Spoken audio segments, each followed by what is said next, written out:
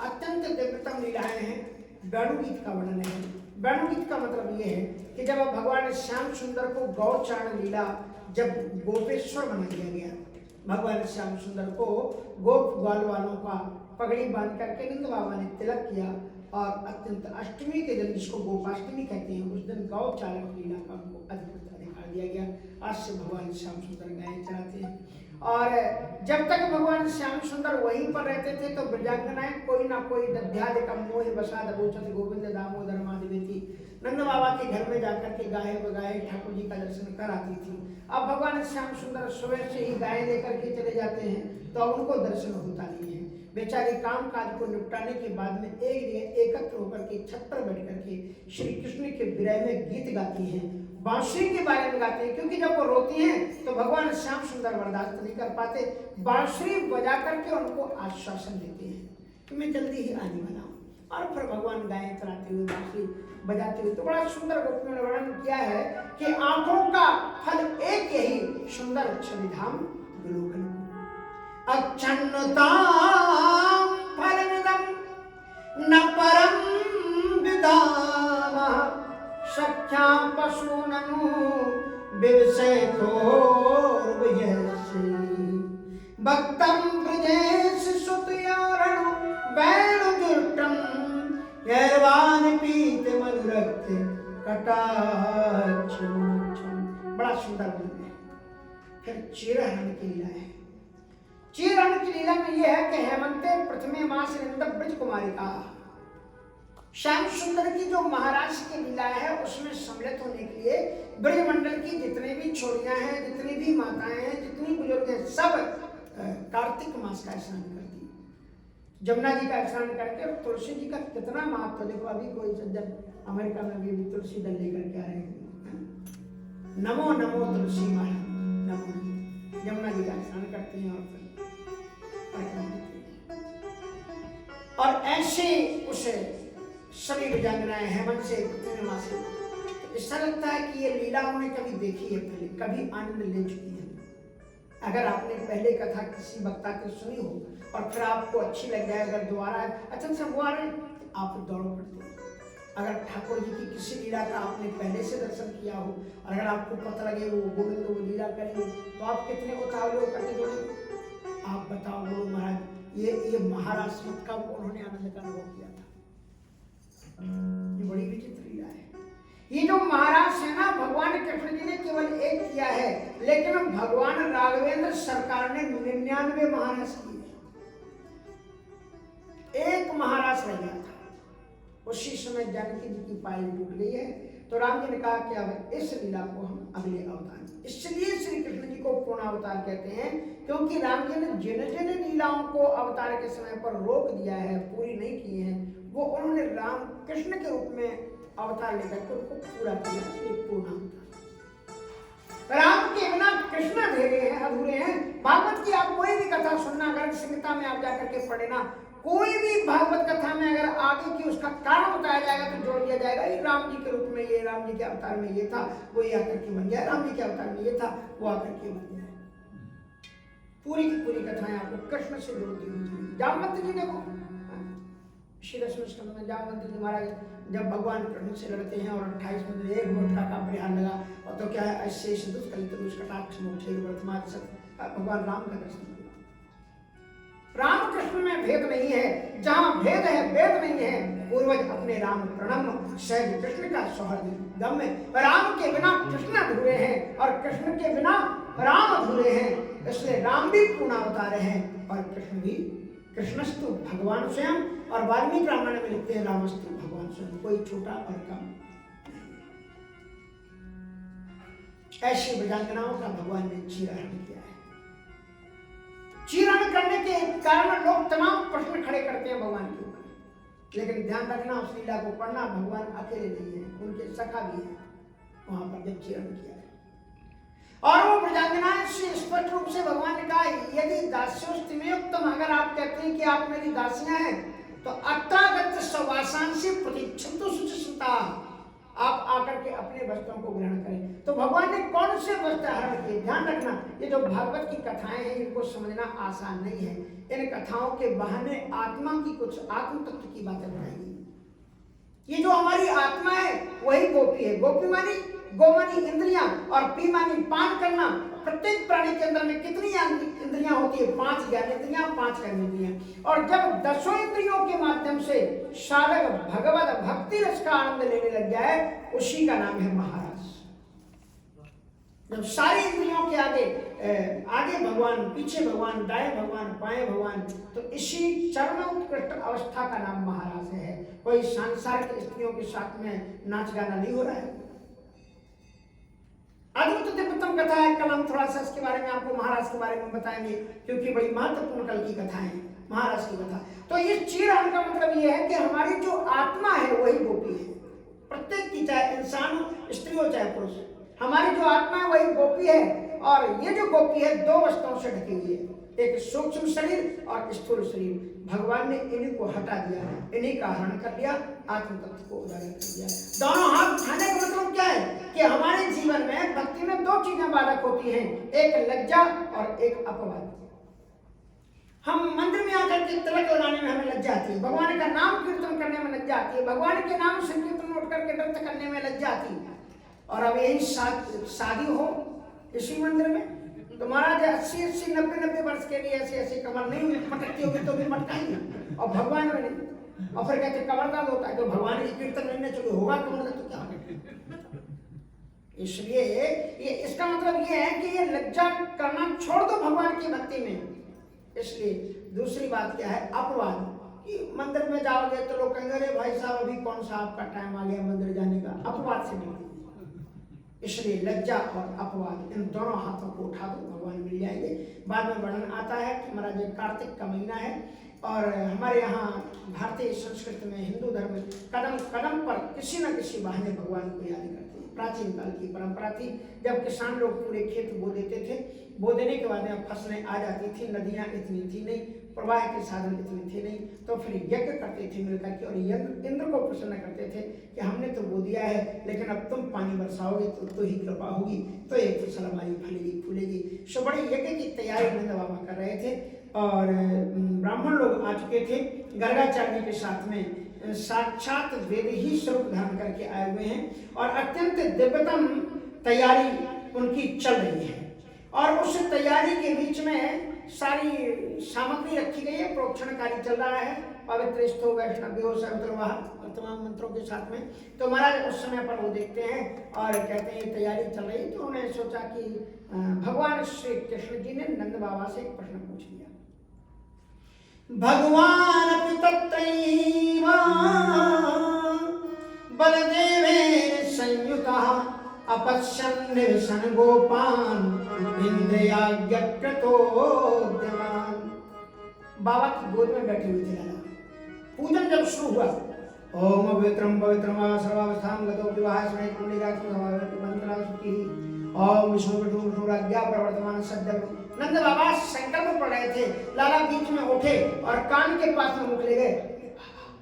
बोले हाँ बेटा क्या बात है? बोले क्या बात है? कहा बेटा भगवान की जय जय की पूजा कर रहे हैं, ये कहाँ है जय जय? बोले आकाश में। बोले आपने कभी देखा? बोले देखा तो नहीं, उनकी कृपा ना हो तो पानी नहीं बरसेगा, आपको कुछ मिलेगा नहीं। कहाँ है भगवान? कहा पर्जन्यो भगवान मेघास्तस्यात्म मूर्तयः ते विवर्षन्ति भूतानां प्रेरणं जीवनं पयः। ये जो बादल दिखलाई पड़ा है ना, ये मेघास्तस्यात्म मूर्तियां, ये इंद्र के ही साक्षात स्वरूप है। ते विवर्षन्ति भूतानां, अगर इंद्र देवता कृपा ना करें और पानी ना बरसाएं तो हम भूखे मर जाएंगे, यही तो हमारा साधन है। अच्छा अच्छा, तो ये सब इंद्र की कृपा से होता है? बोले हाँ इंद्र की कृपा से होता है। तो भगवान श्री कृष्ण जी को तो कुछ लीला करनी थी, भगवान श्याम सुंदर ने कहा अगर सब कुछ इंद्र ही करते तो एक बात बताएं बाबा? बोले हाँ। बोले फिर आप खेतों में मत जाया करो, आप घर में ही बैठो, इंद्र ही सब कृपा करेंगे, अपने आप सब फल फूल जाएगा, सब बन जाएगा। तो बोले लाला तेरी घुमावदार बात मुझे समझ नहीं आती, तू स्पष्ट क्या कहना क्या चाहता? का स्पष्ट बात यह है कि कर्मणः जायते जंतु कर्मणैव विलीयते और सुखम दुखम भयम क्षेमम कर्मणैवाविपद्यते। संसार के समस्त प्राणी कर्म से ही पैदा होते हैं, कर्म में ही जीते हैं और कर्म में ही पर्यवसान कर देते हैं। अगर हम अपने कर्म कुछ ना करें तो देवता भी हमें फल नहीं दे सकते हैं, इसलिए पहले हमें कर्म करना चाहिए। जब हम अच्छे कर्म करते हैं तभी देवता भी फल दे पाते हैं। तुम कोई अच्छे कर्म करो ही नहीं, हाथ पर हाथ रख करके बैठे रहो तो भगवान भी तुम्हें कोई सुख देने वाला नहीं। इसलिए इस बात को ध्यान रखो, कर्मणा, जो देवता है आप उसकी पूजा नहीं करते। आकाश में सातवें आसमान में जिस देवता को तुमने देखा नहीं उनकी तो पूजा करते हो। और ये पहाड़ जो हमें पर्यावरण देते हैं, हमें नदियां बहा करके देते हैं, इनके झरनों से पानी पीते हैं, इनमें लगे हुए पेड़ों से हम फल खाते हैं, इनकी पत्तियों से हम अपने घरों को ढकते हैं, इनकी लकड़ियों से हम घर बनाते हैं। इन पहाड़ों को मिटा रहे हैं, वृक्षों को काट काट करके समाप्त करते चले जा रहे हैं पृथ्वी को। और ये पशु और पक्षियों का वैसा समय आया कि काटा जा रहा है इतने पशुओं को। गाय की बात तो छोड़ो, जिधर देखो उधर ही नरसंहार की तरह उनका हो रहा है। इसलिए भगवान श्याम सुंदर ने एक ऐसा पर्व बनाया। दीपावली में आप जब गांव में रहे होंगे तो आपने देखा होगा, इस दिन गायों को बछड़ों को नहलाया जाता है, धुलाया जाता है, सजाया जाता है, घंटी बांधी जाती है, आरती उतारी जाती है। नदियों की पूजा की है भारतीय संस्कृति ने, पेड़ों की पूजा की है भारतीय संस्कृति ने, और नाग पंचमी को हमारी भारतीय संस्कृति में सर्प की भी पूजा की जाती है। इतनी उदार और महान संस्कृति है। भगवान श्याम सुंदर ने कहा, बाबा आप ये आकाश के देवता की पूजा कर रहे हैं, लेकिन हमारे गिरिराज जी की पूजा आपने कभी नहीं की। बोले बेटा ये कौन देवता है? कहा वो दिखाई पड़ रहा है, देखो यहाँ से। और श्री गिरिराज जी महाराज का दर्शन कराया। हमारे जीवन में जब जब बाबा आपदाएं आई तो गिरिराज जी ने ही रक्षा की। अब गिरिराज जी की कथा ऐसा बताते हैं कि जिस समय पर भगवान राम जी ने समुद्र पर पुल बांधा है तो पहाड़ उठा उठा करके वानर लोग ला गए। उसी समय श्री हनुमंत लाल जी महाराज द्रोणागिरी पर्वत से एक बड़ा सुंदर उनको दिव्य पहाड़ दिखाई पड़ा, उठाने लगे। वो पहाड़ उठाए तो बोलने लगा, बोले कहाँ? बोले मैं तो भगवान का हूँ, मैं नहीं जाऊंगा यहाँ से उठ करके। तो हनुमान जी ने कहा कि हम आपको भगवान जी के पास ले जाए। वो गिरिराज जी महाराज थे, द्रोणागिरी के पुत्र, राधा जी की कृपा से प्रकट हुई थी। क्योंकि राधा जी ने कह दिया था धरती में तभी जाऊंगी अगर गिरिराज जी वहां पर होंगे, नहीं तो नहीं जाऊंगी।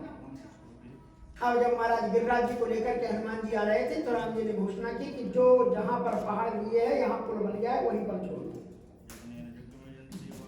अब महाराज हनुमान जी ने गिरिराज जी को वहीं ब्रजमंडल में उतार दिया, मथुरा के पास में। गिरिराज जी रोने लगे, बोले आप जैसा महापुरुष अगर वादा खिलाफी करेगा तो फिर बताइए कहाँ जाएंगे हम लोग? आप कह के लाए थे कि भगवान के पास ले जाएंगे और आप हमको यहाँ छोड़ रहे हैं, भगवान के पास ले जाएंगे। भगवान राम जी ने मैसेज भिजवाया उनको कि हमने आपके लिए ही ये लीला रुकवा दी है, क्योंकि द्वापर की मेरी सारी लीलाएं गिरिराज जी के ऊपर ही होने वाली हैं। आप ब्रह्मंडल के शिरोमणि हो, इसलिए आपकी इन पहाड़ों के बीच में गिनती होने वाली नहीं, आप वहीं पर मिला।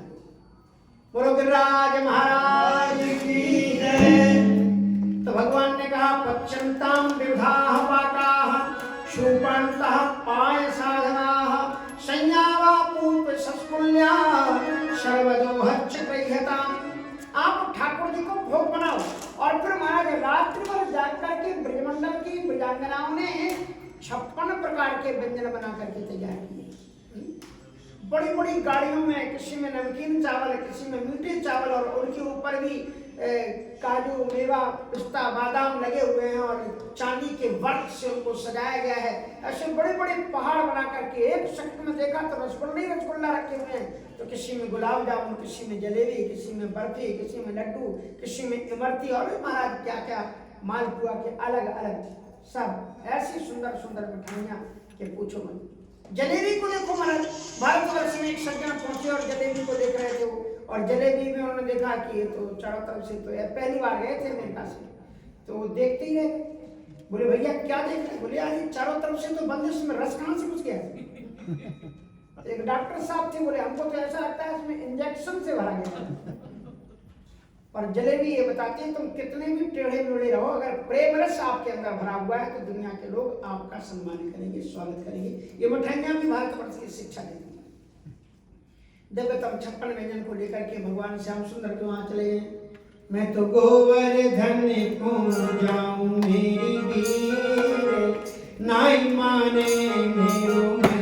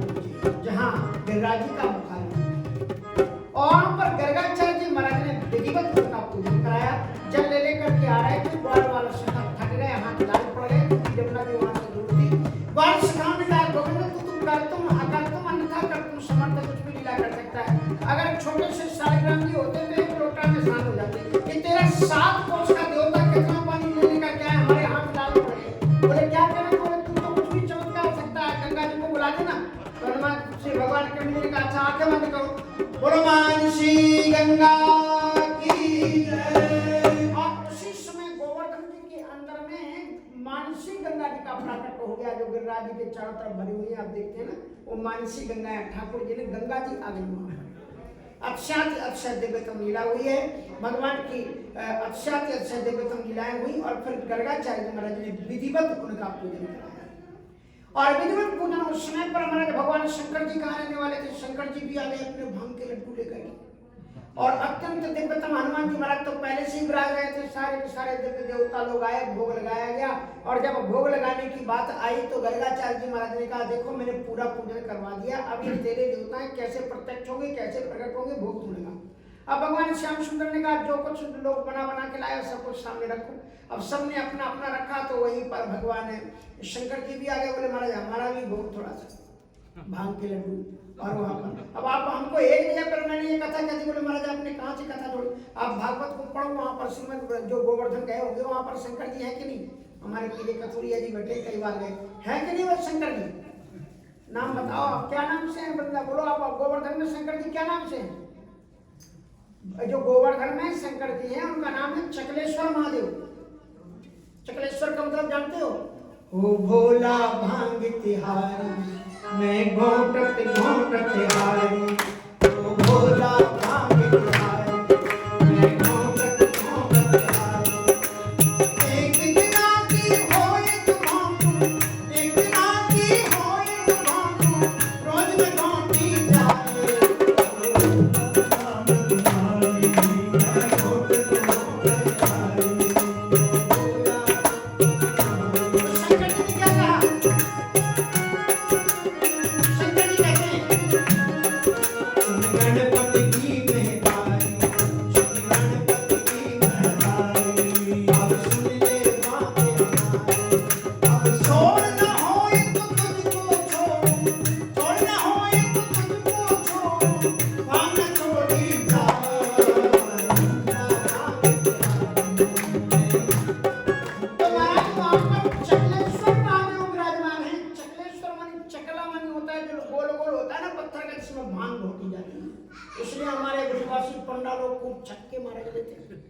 सो महाराज अत्यंत दिव्यतम चकलेश्वर महादेव आ गए और उन्होंने अपने थोड़े से लड्डू ठाकुर जी के सामने रख दिए। अब ठाकुर जी गोप ग्वाल वालों ने कहा सुन ला, बोले हाँ क्या बात है, कहा तूने कहा था ये दिखेगा तेरा देवता, दिख नहीं रहा है तो पहाड़ दिख रहा है, कहा सब आंखें बंद करो। जो ही आंखें बंद की बोल गोवर्धन नाथ भगवान की सशंक चक्रम सक्रीट कुंडलम, चार भुजाओं के साथ में देवराज महाराज प्रत्यक्ष प्रकट और चारों हाथों से सामने रखी हुई लड्डू इमरती गुलाब जामुन सब कुछ उठा उठा के खाने लगे। तो गोप ग्वाल वालों ने कहा लाला तेरू तो ठाकुर बड़ो भूखो दिखे, तो कुछ छोड़ेगा प्रसाद में कि नहीं छोड़ेगा, बचेगा बचेगा चलता हुआ। अब महाराज कहा अब बलराम जी सब लोग तो देख रहे हैं ठाकुर जी को, गोवर्धन नाथ का दर्शन कर रहे हैं। अब बलराम जी बार बार उधर देखे और बार बार लाला को देखे, बार बार कहा मुझे क्यों देखते हो? कहा मुझे तो कुछ गड़बड़ झाला लग रहा है। बोले क्या? बोले 13 मुहलों और जाकू मुहलों का मिले हैं, तुम्हारा चेहरा इसका चेहरा मिला। तो ठाकुर जी ने आंख मचका दी, कभी कभी मेरी लीला चल जाने देगा। अच्छा गुरु ने करीमा जी। उसके बाद में महाराज भगवान की दिव्यतम भोग लगा, सभी ने प्रसाद लिया और उसके बाद में गिरिराज जी की आरती और परिक्रमा करके गोल पुगाल जब लौट करके गए। इसके बाद में इंद्र को याद आया कि ब्रजवासी लोग मेरी पूजा करते थे, किसान लोग पूजा नहीं हुई। नानक जी को बुलाया, क्या बात है पूजा इस बार किसानों ने क्यों? क्योंकि जिसकी पूजा की जाती है उसको आदत पड़ जाती है पूजा कराने की, भेंट दक्षिणा पाने की, अगर ना दो तो उसको गुस्सा आती है। तो इंद्र ने कहा कि क्या हुआ इस बार हमारी पूजा नहीं हुई? बोले महाराज उन्होंने इष्ट देव बदल दिए। इष्ट देव बदल दिए? मेरे से बड़ा कौन इष्ट देव आ गया? कहा वो नंदन श्याम सुंदर के कहने से इस बार उन्होंने गिरिराज जी का पूजन किया। इतना सुनते ही महाराज को इतना भयानक गुस्सा आया इंद्र को। इंद्र ने कहा कि इन मर्तवासी लोगों की इनकी इतनी हिम्मत, इंद्रस्तदा पुनः पूजाम विज्ञाय विहिताम नको गोपेभ्य कृष्णनाथेभ्यो नंदादिभ्यश्चकोपसः गणम सांवर्तकम नाम, सांवर्तक नाम के जो मेघ थे जो प्रलय काल में बरसते थे पूरे पृथ्वी मंडल को लबालब भर देने के लिए, उनको आदेश दे दिया इंद्रा प्राचोदयत कृतो वाक्यम चाहे स्मरण तो अरो श्रीमद् महात्म्यम।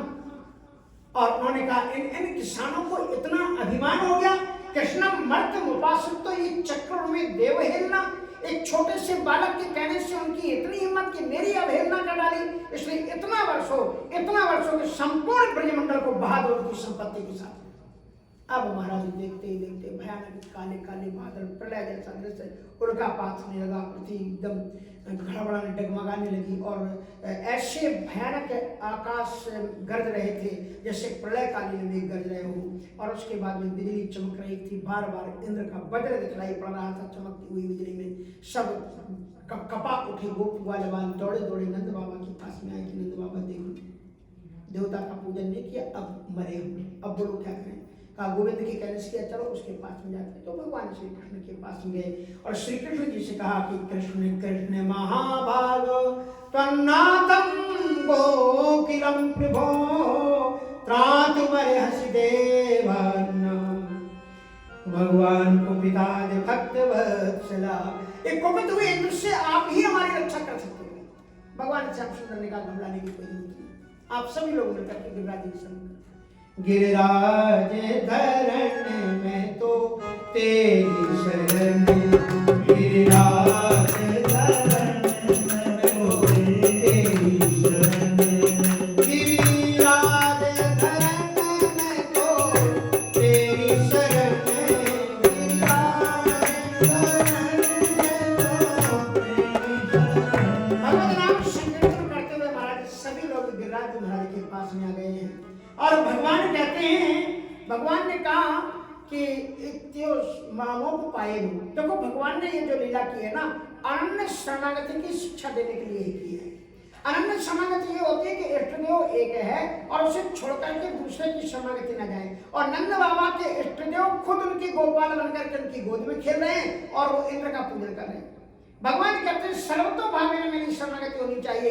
इसलिए भगवान श्याम सुंदर की शरणागति जब सब लोग आ गए तो कहा कि अब आप लोग आ गए हैं तो तिक्तो उपाय में जो मेरी शरणागति आ जाता है मैं उनकी गोपाए स्वागत भावे भगवान ने कहा कि मैं उनकी रक्षा करता हूँ। और गोवर्धनाचलम, और ऐसा कह करके भगवान श्याम सुंदर नीचे झुके और अपने बाएं हस्तारविंद की चिकनी उंगली पर गिरिराज को धारण कर लिया। गिरिराज धर्म भगवान की जय। अब महाराज गिरिराज छाता की उन्होंने धारण कर लिया। अब बोलो अगर ऊपर से छाता लगाओ और इधर उधर से भयानक लपटे आ रही हो बरसात की बौछारें तो बच पाओगे तुम? भगवान श्याम सुंदर ने शेषनाग को आदेश दिया, कहा आओ चारों तरफ से कौड़ी मार करके बैठ जाओ हमारे आसपास। सारे ब्रजमंडल गोप ग्वाल वाल सब उनकी चल संपत्ति वहीं पर चारों तरफ से शेषनाग जी ने विस्तार किया और चप्पी मार करके बैठ गए। बाहर का पानी अंदर नहीं आ सकता था। इतना ही नहीं किया भगवान श्याम सुंदर ने, उसके बाद में अगस्त ऋषि को बुलाया, कहा तुमने 3 अंजल में समुद्र को पिया था, तुम्हारी समुद्र पीने पर भी पिपासा नहीं नष्ट हुई थी, आओ आज बैठ जाओ, आज आपको प्योर वाटर, मिनरल वाटर ऊपर से आपको दिया जा रहा है, नहीं आप पियो, आपको जितना जी भर के। सो गिरिराज जी के ऊपर अगस्त कुंडा है, आप जाना वहां पर अगस्त ऋषि विराजमान है। आप ऐसे ही तीर्थ चले जाते हो, हम जैसे साधुओं के साथ में घूमो तो आपको पता लगे कि केवल गोवर्धन जी का दर्शन करके चले जाओ, महाराज गए थे वहां, तो अगस्त जी ऋषि का है, अगस्त जी आए हैं, उन्होंने पानी पिया। अब बोलो चारों तरफ पानी लबालब भर जाए तो पृथ्वी पोल हो जाएगी और अंदर को घुस जाएगी, अगर चारों तरफ पानी भरा हो। तो उन्होंने सुदर्शन चक्र को भगवान ने आदेश दिया, कहा इतना तपो कि जैसे कि तवे के ऊपर पानी का चक्की डालते हुए एकदम जल जाती है, उसी तरह से इधर पानी बरसता था और सुदर्शन चक्र के तेज के द्वारा एकदम तत्काल सूखता हुआ चला जा रहा था। ऐसा 7 दिन तक चला और जितना भी अभिमान था, जितना भी पानी था, इंद्र ने बरसा लिया, अभिमान चकनाचूर हो गया। क्योंकि गो श्री सूरदास महाराज कहते हैं मेरे गोविंद को सब कुछ अच्छा लगता है, लेकिन क्या अच्छा नहीं लगता है, बोले गुमान गोपाल भावत नहीं। यदि ईश्वर तुम्हें धन दे दे तो भगवान को दान दक्षिणा करना, भगवान को डोनेशन देना, ये मंदिर आपके बढ़े चले, इसी के लिए भगवान धन देते हैं। केवल अपना घर ही मत बसाओ। ये मंदिर देखो, ये हमको लगता है जल ऊपर से कुछ गिर रहा है, प्राचीन काल का है, तो इस प्रकार की हम अपनी व्यवस्थाएं मंदिरों को सजाएं, इनमें लगाएं, इसी के लिए धन मिला हुआ है। इसलिए अगर धन दे दे, स्वरूप दे दे, बुद्धि दे दे, तो अभिमान मत पालना, टेढ़े होकर के मत चलना। जो लोग धन के अहंकार में, बल के अहंकार पर टेढ़े होकर के चलते हैं, ऊपर वाले को सूधा करने में जरा भी देर नहीं लगती। इसलिए पहले से ही सूधे होकर चलो ना, क्या जरूरत है। महाराज इंद्र को जब अभिमान हुआ तो भगवान ने ऐसा अभिमान चकनाचूर कर दिया, इंद्र घबरा उठा, उसे समझ में आ गया तो साक्षात भगवान है। नारद जी को पुकारा कि महाराज मेरी रक्षा करो, मैं क्या करूं, मैं तो फंस गया, क्या करूं। अब कोई उपाय नहीं, वो कामधेनु जी जा रही गोलोक से भगवान के पास में उनको मनाने के लिए, क्योंकि भगवान को अगर क्रोध आ जाए तो मालूम ही कौन शांत कर सकता है। भगवान किसी को लेकर के शांत नहीं होते, केवल गौ माता का मुखारविंद देखते, कितनी मासूम गौ माता होती है, देखते से ही भगवान का क्रोध शांत हो जाता है। इसलिए इंद्र आगे कामधेनु जी को लेकर के आए, चरण दबा करके कामधेनु जी आए हैं। इंद्र ने आकर के भगवान की बड़ी क्षमा याचना की है और बड़ा सुंदर उन्होंने भगवान इंद्र ने उनकी प्रार्थना की है। विशुद्ध सप्तम तब धाम संतम तपो वय मुखस्तम।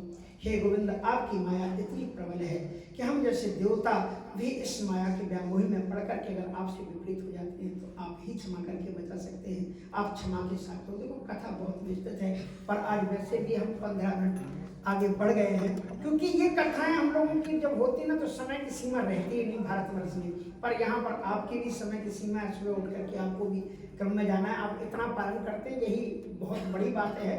ठाकुर जी देखते हैं कि आप इतने व्यस्तता के बीच में भी आप मंदिर आते हैं, ठाकुर जी की कथाएं सुनते हैं और इतने दिव्यतम मंदिर। आजकल मैं एक काम कर रहा हूँ, आजकल लोगों ने वो मेढक जैसे नहीं वर्षा ऋतु में बहुत पैदा हो जाती है, इसी तरह से तमाम चैनल बन गए हैं तो वो फुदकते रहते हैं। तो मैंने सोचा मैं भी कुछ छोटा मोटा काम करूं, तो मैं आजकल मालूम क्या कर रहा हूँ, एक चैनल हमारा भी है, स्वामी राम कमलदास वेदांती और वेदांत सुधामणि, आप उसको सब्सक्राइब कर लेना। उसको मैं कर क्या रहा हूँ कि अभी जैसे मैंने परसों अपना पूरा मंदिर घुमा करके दिखाया कि आप देखो अमेरिका में अमेरिका के भक्तों ने कितनी सुंदर सुंदर मंदिर बनाए, कैसी मूर्तियां स्थापित की। मैं उनको पीछे ले गया कि हमने कहा देखो यहाँ पर वेल्लो पत्र का वृक्ष है, यहाँ पर पीपल का वृक्ष है, यहाँ पर तुलसी जी के पौधे हैं। लोग सोचते हैं पता नहीं वहाँ क्या खाते हैं क्या पीते हैं, देखो यही सब यहाँ पर है।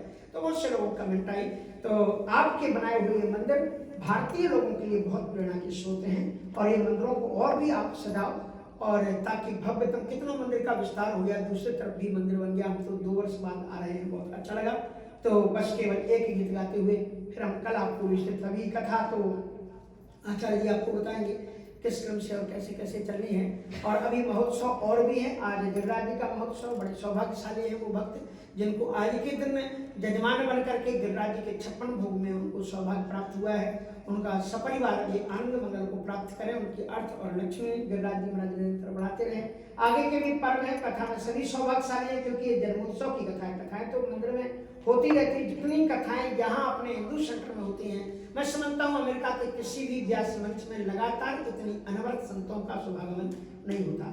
और ये हमारे कथुरिया जी का, हमारे आदरणीय दीक्षित जी का, गोयल जी का, हमारे शर्मा जी और अवस्थी जी ऐसे महापुरुषों का ये बड़ा शत प्रयास है कि जो ऐसे ऐसे श्रेष्ठ संतों को, विद्वत जीवियों को और बुला के आहूत करके और ऐसे संतों का आपको दर्शन कराते हैं।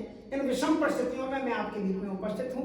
ये ठाकुर जी की ही कृपा है कि मैं आपके बीच में हूँ। नहीं तो हमारे बड़े बड़े अच्छे अच्छे महंत, एक डॉक्टर श्यामदास जी थे, अमेरिका आते थे, इतने अच्छे संत थे, दोनों वो ले चुके थे वैक्सीन दोनों, और उसके बाद दूसरे दिन ही वो चले गए हरिद्वार। और हरिद्वार में ठाकुर जी ने कहा आपने बहुत कुंभ कर लिया, आ जाओ मेरे पास में। कोरोना बहाना बनाया और अपने पास में बुला लिया। तो इसलिए इनके भी पूरे भरोसे मत रह जाना, ये वो लग गए हैं, वैक्सीन लग गई है तो हम स्वतंत्र हो गए। इसलिए फिर भी अपनी सुरक्षा अपने हाथ में है, इन चीज़ों का पालन करें। बस एक ही परंपरागत है, इसलिए थोड़ा